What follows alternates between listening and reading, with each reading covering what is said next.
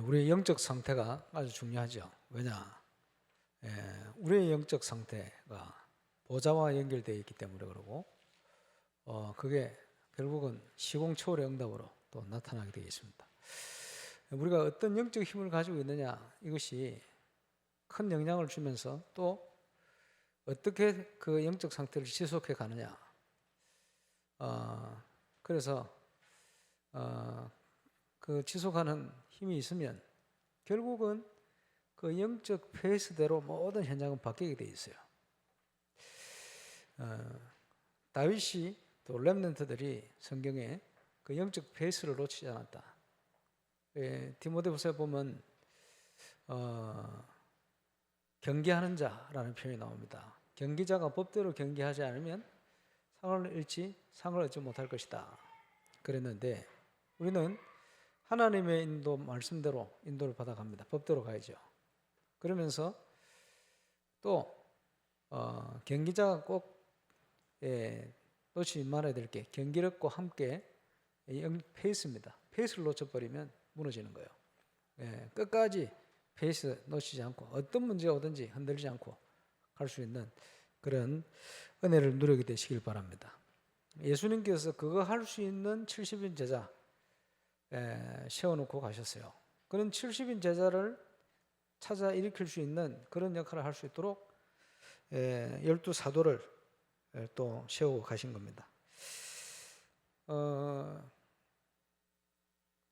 울산을 처음 왔는데 캠프를 세계 현장을 많이 갔죠. 미국을 주로 많이 갔었는데 미국 갔더니 많은 사역자들이요, 이렇게 단기로 캠프 말고 조금 장기로 와가지고 일꾼들이 현장을 갈 수 있도록 이렇게 도와줄 수 있는 1년에 몇 년, 2년에 몇 년 그런 사역이 필요하다. 그런 사역자를 좀 보내달라. 이런 요구가 가는 곳마다 많이 있었어요.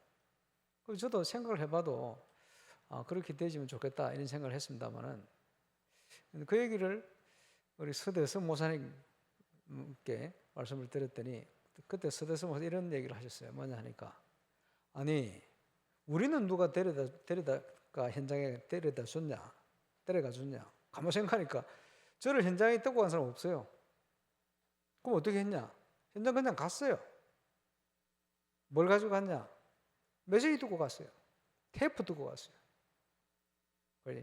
이 시대의 전도자 정인 류광수 목사님 테이프 듣고 왔어요. 갔다 와서 또 테이프 듣고, 다 갔다 와서 또 듣고. 이러니까 현장을 가다 보니까 안 들리는 것들이 들리기 시작해요. 또 안 보이는 게 보이기 시작해요.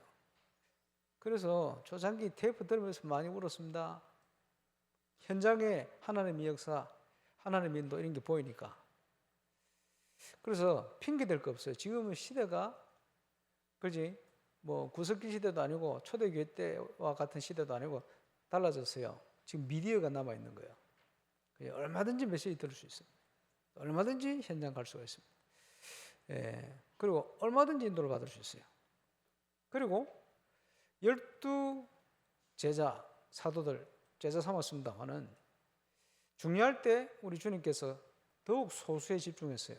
그런데 예수님을 따라다니던 제자들이 또 초대교회와 함께 역사를 일으켰습니다마는 예수님을 전혀 따라다니지 않았던 바울은 더 확실하게 하나님의 인도를 받았어요.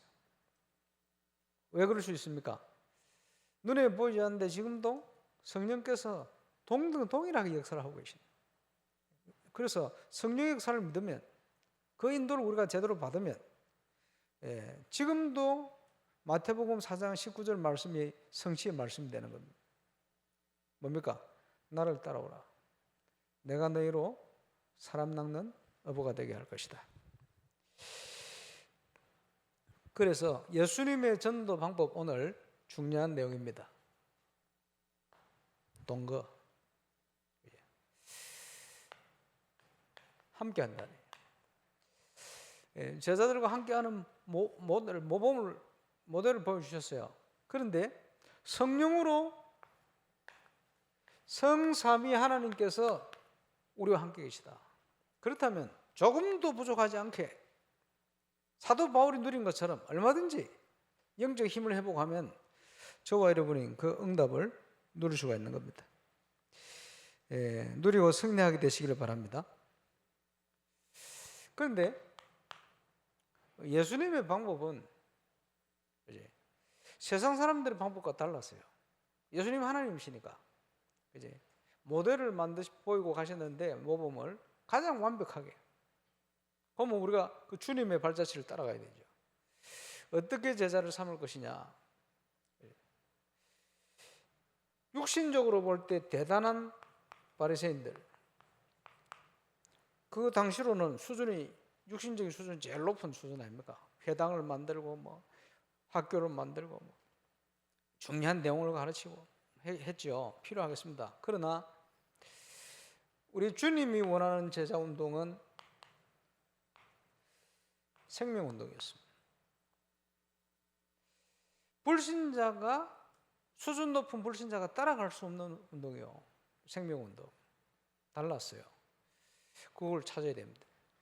생명이 없으면 안 되는 운동이요. 그렇죠. 그러면서 완벽하게 하나님이 준비하신 응답이요. 이걸 확인하는 겁니다. 예수님이 주신 전략이죠. 지금 전 세계 교회 문제가 뭐냐? 재생산이 안 돼요. 이게 무슨 말입니까? 생명 운동이 안 돼요. 왜 그렇죠? 제자 삼는데 보니까 전혀 생명 운동을 해보지 않은 목사님들이, 목회자들이 일어나서 책상 위에서 책 가지고 성경책 뭐 가지고 공부하고 뭐 이거 그거 배운 걸 가지고 가르치니 생명 운동이 일어날 수가 없죠. 재생산이 안 되는 거예요. 책상 위에 공부하는 사람이 제자를 삼으면 책상을 공부하는 제자만 나와요. 생명 운동하는 제자가 안 나오는 거예요. 그게 전 세계 교회 문제입니다.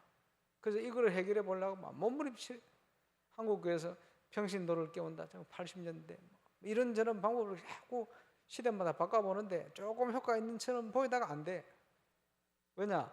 이것은 그런 방법 운동이 아니고 생명 운동이기 때문에 방법을 통해되는 게 아니죠.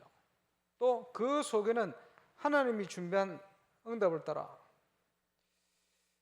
역사가 일어나는 것이기 때문에 그걸 통해서 따라갈 수가 없는 거예요. 그래서 우리가 복음을 가지고 있다. 그보다 중요한 거 없어요.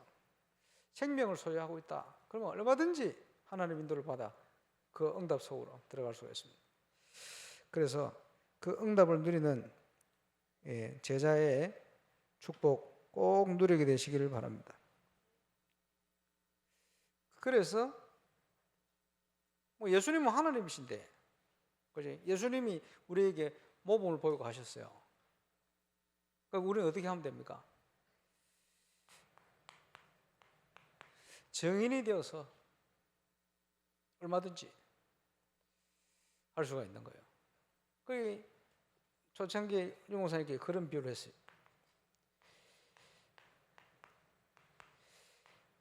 새끼를 낳지 못하는 양 1000마리, 새끼를 잘 놓는 양 1마리, 누가 이기냐? 이렇게 나왔어요. 1000마리 양이 있는데 새끼를 못 낳아. 그럼 어째요? 시간 갈수록 줄어. 나중에 되면 어떻게 되죠? 하나도 안 남아. 근데 새끼 잘 낳는 양 1마리 이거는 계속 낳아. 계속 낳아.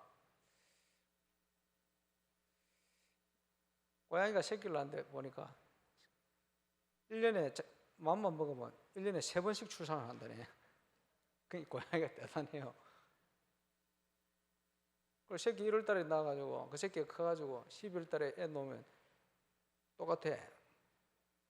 고양이 짐승이라. 새끼를 놓는데 이게요 어마어마하게 빠른 거예요. 옛날에 그 TV 보니까 소를 키우는데 2마리 가지고 시작했는데 한 10년, 20년 지나니까 이거 몇백 마리 돼버려요. 기하급수적으로 늘어나는 거예요. 그지? 그게 뭡니까? 생명운동이요. 전 세계 교회 문제는 뭐냐? 생명을 낳지를 못하는 거예요. 그게 이제 가장 큰 문제입니다. 그래서 저와 여러분이 바리새인들과 같은 그런 교육이 아니고, 그런 생명 없는 종교 생활이 아니고, 생명 없는 교회 생활이 아니고, 복음과 함께 생명 운동을 전달할 수 있는 이런 정인의 축복을 누리게 되시기를 바랍니다. 올 여름 정기훈 수련회 때 우리가 함께 나눠야 되겠습니다만, 지금 곳곳에서 일어난 응답들을 미디어나 뭐 이런 걸 정리를 잘 해야 돼요. 그래서 지금 우리가 빨리 체험해야 될 게 뭡니까? 우리 교회의 정체성, 전도 캠프의 응답을 저와 여러분의 발걸음마다 누려야 됩니다. 이제 하나님과 함께하는 묵상의 힘을, 사모늘의 비밀을 이제 당연히 회복해야 돼요. 이제는 렘넌트들이 주역이 돼 일어나야 돼요. 우리 렘넌트들이 이제 막 성장해 가잖아요. 그 이제 뭐 이번에 휴가 온 우리 박예찬이 오늘 만났습니다만은, 벌써 그 나이에 지금 대위가 됐네. 야, 대위 다음이 뭐냐? 그러니까 소령. 한 7년 근무하면 소령 된다네. 어린 나이에 지금 뭐 대단해요. 저는 대위가 대단한 줄 알았어요. 왜냐하니까 우리 아버지 대위로 있다 전역을 했거든. 한 20년 군에 계셨어요. 20년인데 대위 전역을 하셨거든. 어린 나이에 대위 되었어요. 빨리 장계를 가야 돼. 장계를 못 가게 문제인데. 우리 렘넌트들이 그곳에 이제 주역으로 일어나는 거예요. 그렇죠. 지금 굉장히 그런 중요한 시간표입니다. 중요한 현장에, 직장 현장에 이제 우리 렘넌트들이 이제 주역으로 일어날 시간표가 되었습니다. 그러면서 이제 앞으로 응답받아야 될 300지교의 주역으로 지금부터 준비해야 돼요. 미리 응답받고 미리 결단하고. 많은 분들이 먹고 있고 사는데 그지? 거기 매어가지고 직장을 가지고 지금까지 살아온 분들이 대부분이잖아요. 그거 아니고, 그거는 불신자들이 구하는 것이고 추구하는 것이고, 우리는 그게 아니에요. 먹고 있고 사는 그건 하나님께서 아신다. 그거 걱정하지 마. 그럼 뭘 위해 해야 됩니까? 300지교회.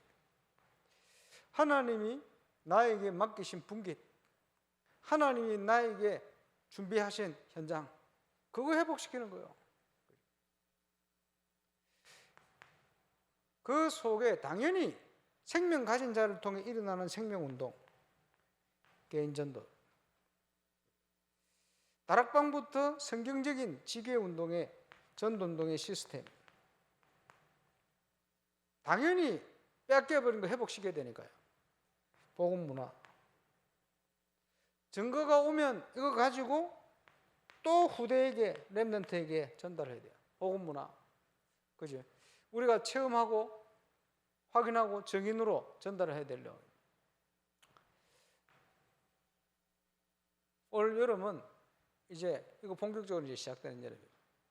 지금 울산 현장에 본교회에 주신 응답들, 지교회 현장에 곳곳에 지금 여러 가지 문들을 열어가시거든요. 역사가 일어날 때 왜 일어나는가 이유를 알아야 됩니다. 하나님의 시간표요. 그래서 그걸 잘 정리해서 심부름 잘하고 응답을 누려야 되겠죠. 그러면 예수님이 쓰신 전도운동에 중요한 원리가 있습니다. 오늘 본문에 나오는, 내가 너희를 부른 것은 첫 번째, 너희와 함께 있기 위함이다. 예수님이 함께 하시면서 제자들을 양육했어요.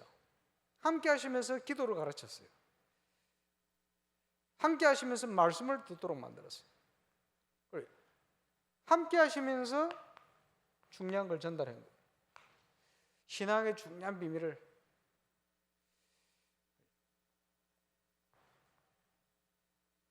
왜 신앙생활이 제대로 안 되느냐? 왜 전도가 안 되느냐? 선교가 안 되느냐? 이 힘이 약하기 때문에 그렇습니다. 하나님이 함께하는 비밀, 그게 모든 것인데 이게 약하니까 모든 게 다 약해지는 거예요. 그러면 따라오는 응답이 뭐냐? 나가서 전도도 하며, 전도를 하는 게 아닙니다. 전도도 하며, 그 말은 되어진다는 거예요. 되어지는 거예요.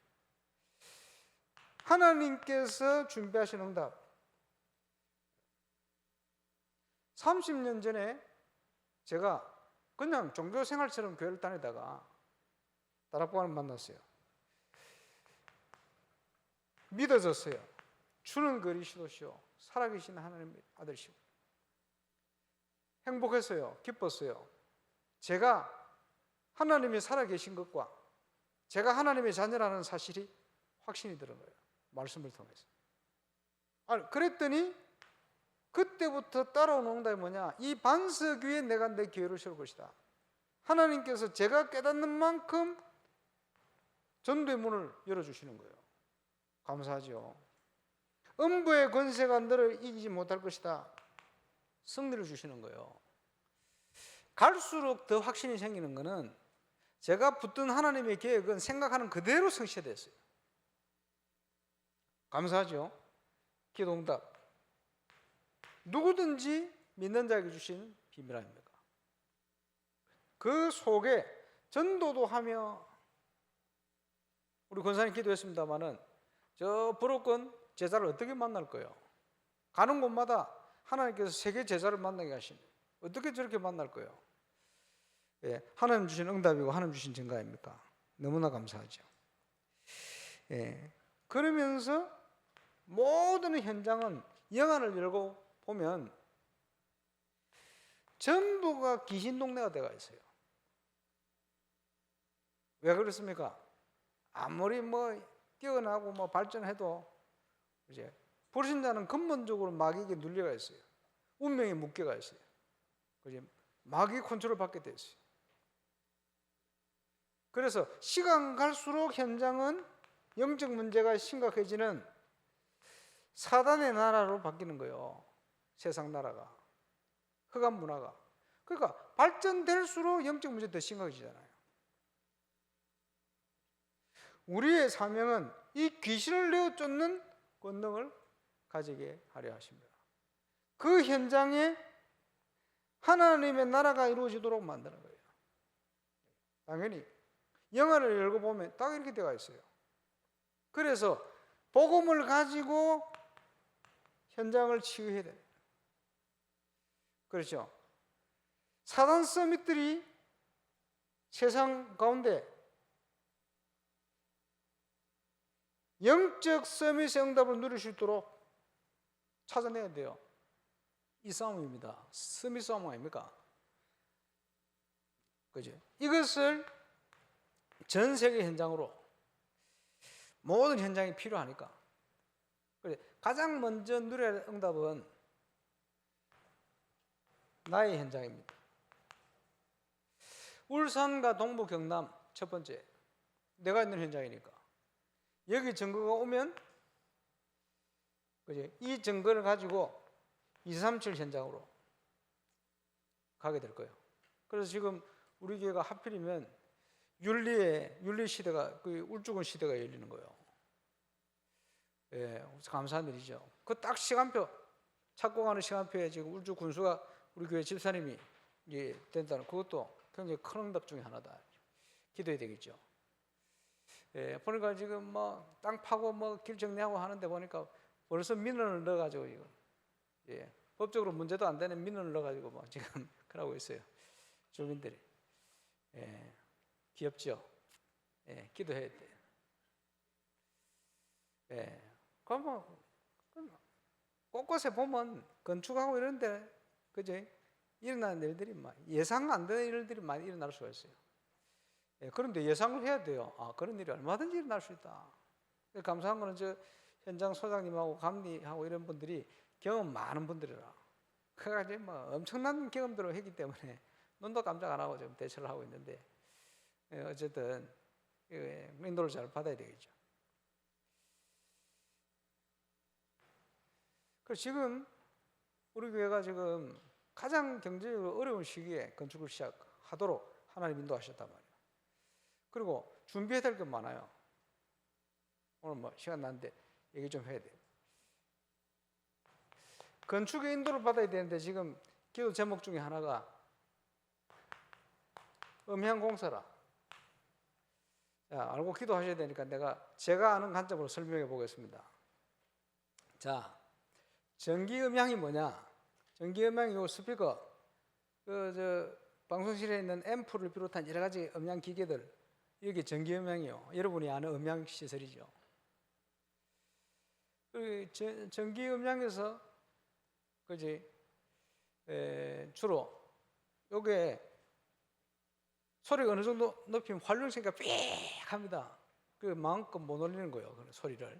그리고 어디가 어떻게 반사되는지 몰라요. 그러니까 조금 이거보다 조금 작은 규모의 공간에서는 얼마든지 양질의 스피커 뭐 이런 거 갖다 놓고 이제 대충 맞출 수 있어, 소리는. 그런데 요 정도 규모만 이상만 되어져도 힘들어요, 그게 이 전기 음향이요. 그리고 각 음향 회사들이 주로 그걸 가지고 해요. 전기 음향, 오늘 전문 용어 나옵니다.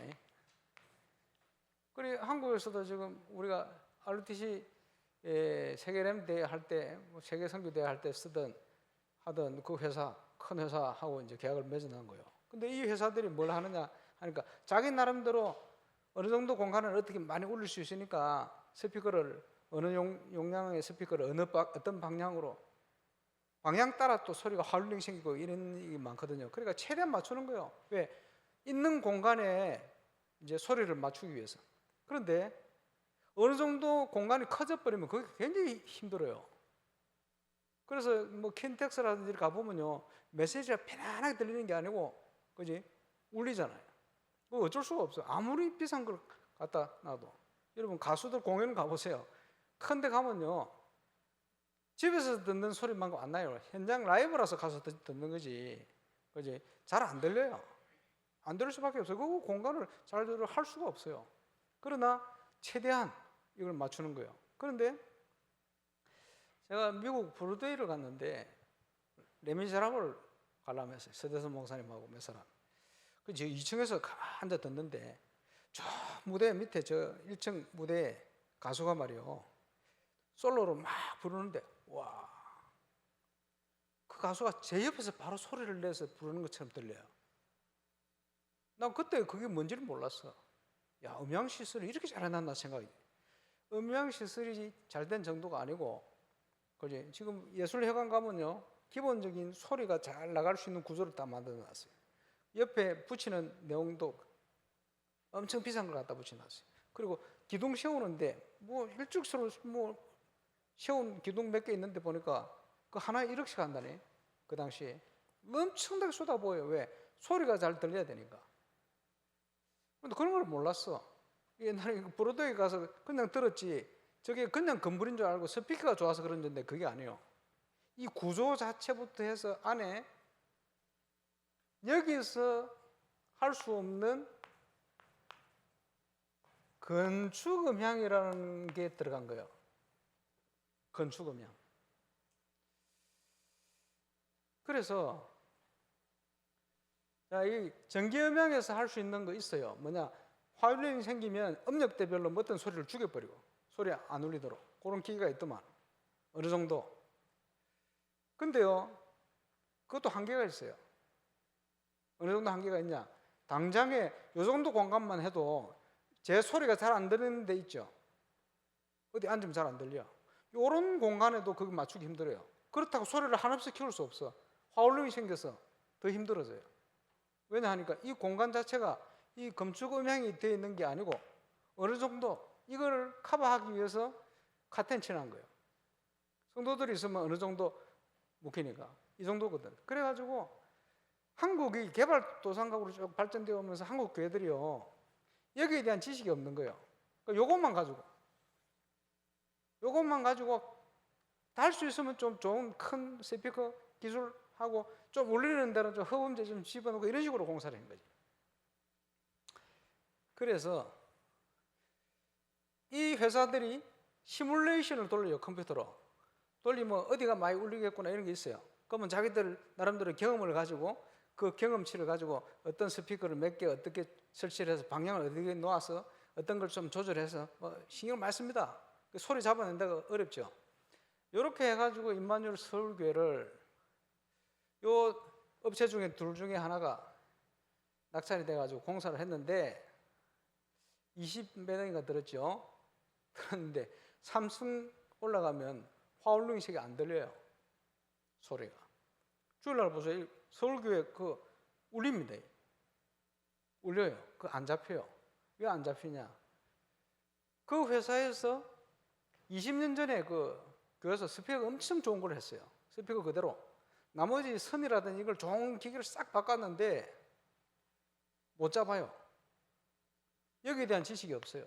자기 지식들만 가지고 그 회사가 가진 지식을 가지고 온갖 걸 다 맞춰 했는데 안 돼. 어느 정도 또 흡음재 같은 것도 집어넣고 했는데도 안 돼. 왜냐? 그 공간을 특별히 부채꼴 이런 공간을 소리가 모든 곳에 잘 들리도록 하는 기술이 없어요. 이 회사는. 그런데 한국 교회는 큰 교회 작은 교회 할 것 없이 싹 다 거의 대부분 이 안에서 공사를 다 해왔어요. 왜냐? 개발도상국이었잖아요. 제일 온 거요. 그래서 하나교회에서 한 20년 전에 건축을 하면서 상당한 장비를 집어넣었는데 지고 보니까 자꾸 너무 울려. 어떻게 합니까? 그리고 주먹구구식으로 뭘 했냐 하니까 울리는 걸 막아야 되니까 엄청난 흡입하는 재료를 사이드에 공사를 집어넣은 거예요. 그러니까 안 울리지. 안 울리는데 문제는 뭐냐? 소리가 먹먹해진 거예요. 소리가 먹먹해졌는데 그 하나교회도 곳곳에 보면 그지? 안 들리는 곳도 있어요. 그걸 커버를 할 수가 없어. 왜냐? 이 기술을 가지고만 했기 때문에. 그래가지고 요번에 20년 만에 참다가 20년 만에 40억 들여가지고 부수까지 설치해가지고 이걸 집어넣은 거예요. 건축음향. 그 건축음향이 뭐냐? 단순히 이쪽에는 어떤 허브비를 쓰라가 아니고 요 공간에는 어떤 내용을 인테리어를 하되 그 배우 요 벽 안에는 공간을 이만큼 비워라. 이런 게 나와요. 그 공간에는 이런 내용을 집어넣어라. 그러니까 모든 곳에 소리, 울림, 반사 이런 걸 계산을 싹 다 해가지고 모든 좌석에서 거의 균등한 소리를 다 들을 수 있게끔 질 높은 소리를 들을 수 있게끔 이런 것을 통을 완전히 만들어 버리는 거예요. 그 통을 만드는 게 건축음향입니다. 그래서 이 건축음향을 하는 회사가 극소수요. 몇 개 안 돼요. 한국 교회에 지식이 없어요. 그 쉽게 얘기하면 우리 명가톡은 또 정원 건축도 교회 건축을 많이 했는데 이걸 해본 적은 없어요.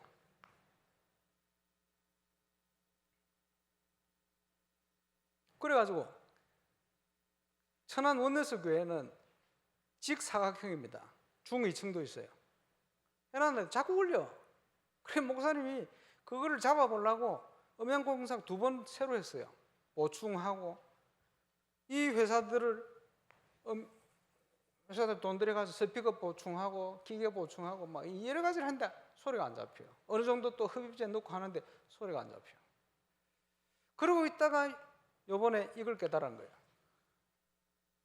이래가지고 이 공사를 한 거예요. 잡혀버렸어. 하나교회 가보세요. 잡혀버렸어. 무슨 말인지 이해오십니까? 그래서 요거 하는 건축음향을 전문으로 하는 회사가 한국에 몇 개 안 되는데 그 중에 작년에 그 업계로서는 세계에서 200개 중에 60위를 한 업체가 아키사운드라는 업체예요. 그 아키사운드가 우리 교회 건축음향 설계를 해놨어요. 그 본당이 지어지면 본당에는 어느 자리에 앉아도 균등하게 소리가 들릴 수 있게끔 모든 본당 인테리어에 대한 설계를 다 해놓고 어디에 스피커를 어느 용량의 스피커를 쓰도록 딱 추천을 다 받아요. 엄청난 걸 해놨어요. 그런데 설계는 2,500만 원 들어가서 해놨는데 돈이 많이 들어. 근데 이거 우리 대충 우리 박용장 통이가 이제 보니까 계약서를 보니까 본당 인테리어에 노동 들어가는 비용이 2억 5천이라. 근데 스타 사운드에서 제안하기로는 5억이 들어가 있어요. 이게 무슨 말이냐? 일당이 비싼 게 아니에요. 일이 2배로 많아요. 그리고 자재를 보니까 한 3억 일어나는데 여기는 자재가 거의 9억, 8억 이래 돼요.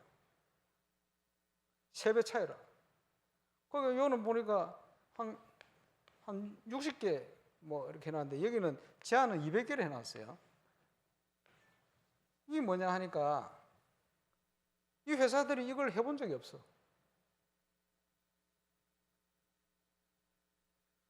그래서 지금 이걸 할 거냐, 세금까지 다 합쳐가 14억 들여서 이 공사를 할 거냐, 지금 그 기로에 있습니다.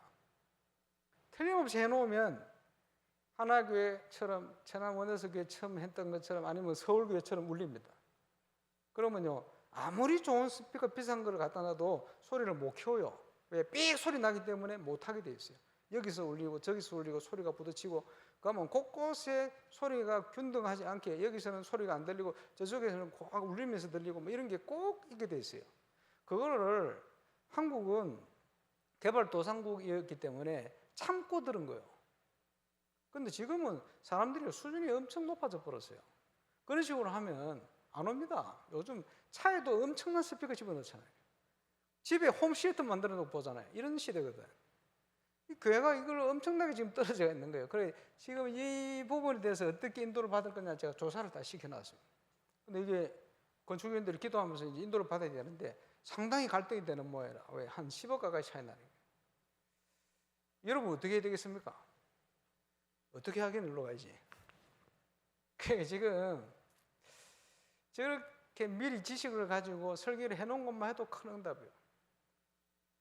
그리고 공사를 대충 해놓고 배선을 바깥으로 뺄 수 없잖아요. 안으로 다 집어넣어야 되는데, 안으로 집어넣으려면 적어도 한 10월 정도는 계약이 되어져야 이 회사들하고 협의를 해가지고 안에 선을 다 집어넣고 이렇게 하게 돼 있어요. 이런 걸 지금 해야 되는데 지금 여러 가지 전부 이 돈 문제하고 연결이 있기 때문에 오늘 또 음향을 지금 어차피 지금 이렇게 인도 받는 중에 있습니다. 기도를 해 주십사.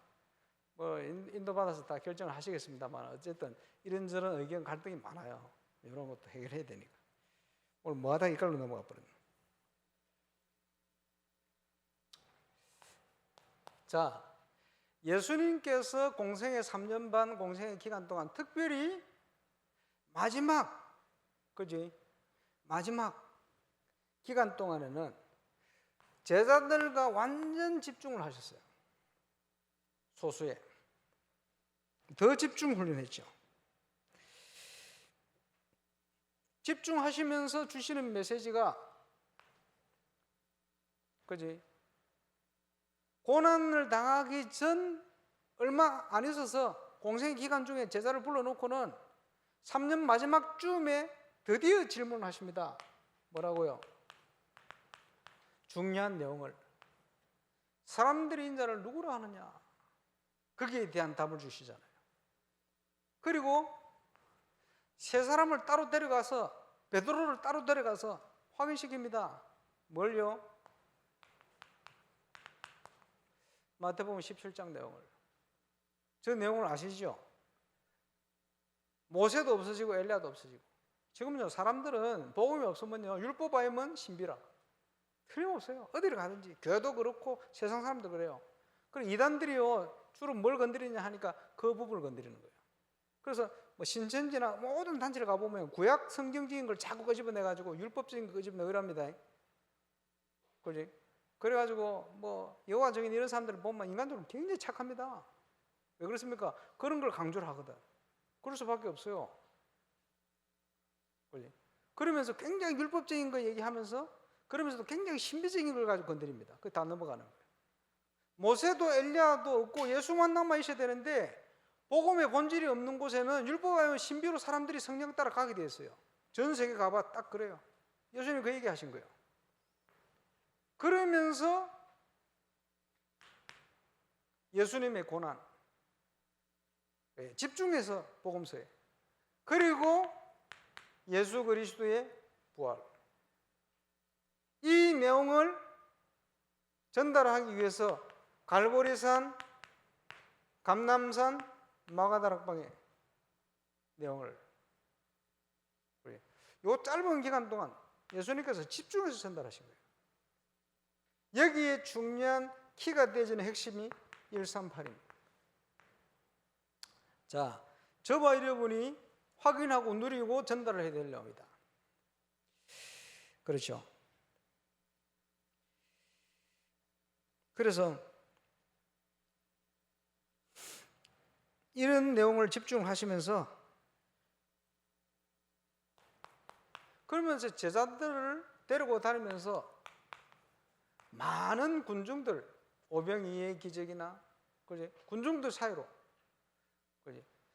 기독교는 저 산으로 도망가는 불교 같은 이런 종교가 아닙니다. 현장으로 들어가야 돼요. 많은 사람을 살리기 위해서 소수에 집중. 그러면서 개개인의 만남, 삭개오라든지 마리아 마르다라든지 이런 만남들을 굉장히 중요하게, 그 속에서 많은 사람들이 생각하고 다른 생명운동과 그리고 복음의 관점을 제자들에게 설명하신 겁니다. 중요하죠. 그래서 우리 주님이 함께 하시면서 그 비밀을 전달했다. 저와 여러분은 그리스도와 함께 하는 증인으로, 당연히 지금 이 시대에 하나님께서 전도운동을 위해서, 복음운동을 위해서요, 한국에다가 중요한 복음의 내용, 그리고 그 내용을 가지고 응답받을 수 있도록 하나님께 우리를 인도하고 계신 거예요. 예수가 그리스도이시고 지금 부활 승천하셔서 성령으로 우리와 함께 하시면서 우리를 인도하고 계신 그 주님 앞에, 주님 안에 꼭 누려야 될 걸 가지고 정인되어 우리 교회가 꼭 회복해야 될 내용을 회복시켜서 가까이 있는 부산 노예로부터 한국 237 현장, 세계 선교 현장까지 살리는 그런 역할을 꼭 해야 될 겁니다. 그래서 그 일을 위해서 중요한 성전 건축과 함께, 왜? 그걸 본격적으로 할 수 있는 장소가 필요하니까. 또 실제적인 내용적인 영적 건축을 함께 해가는 이런 정인으로 서게 되시길 바라고, 이제 렘넌트들이 이 일에 주역으로 일어나서 많은 훈련받은 내용, 훈련만 받고 기도는 되는데, 그지? 육신이 약한지라 세상적인 이런 방향으로 달려왔다면 이제 전 세계가 함께 하나님이 허락한 위기, 어려움 속에 꼭 회복해야 될 내용을 회복시켜서 갈급한 현장 살리는 그런 정인으로 쓰임받게 되시길 바랍니다. 이를 위해서 우리 주님이 지금도 성령으로 우리와 함께 하시고 또 제자들을 부르시고 동거하시면서 중요한 내용을 전달하시듯 우리 현장에 저와 여러분에게 이 응답을 주실 줄 믿습니다. 기도하겠습니다.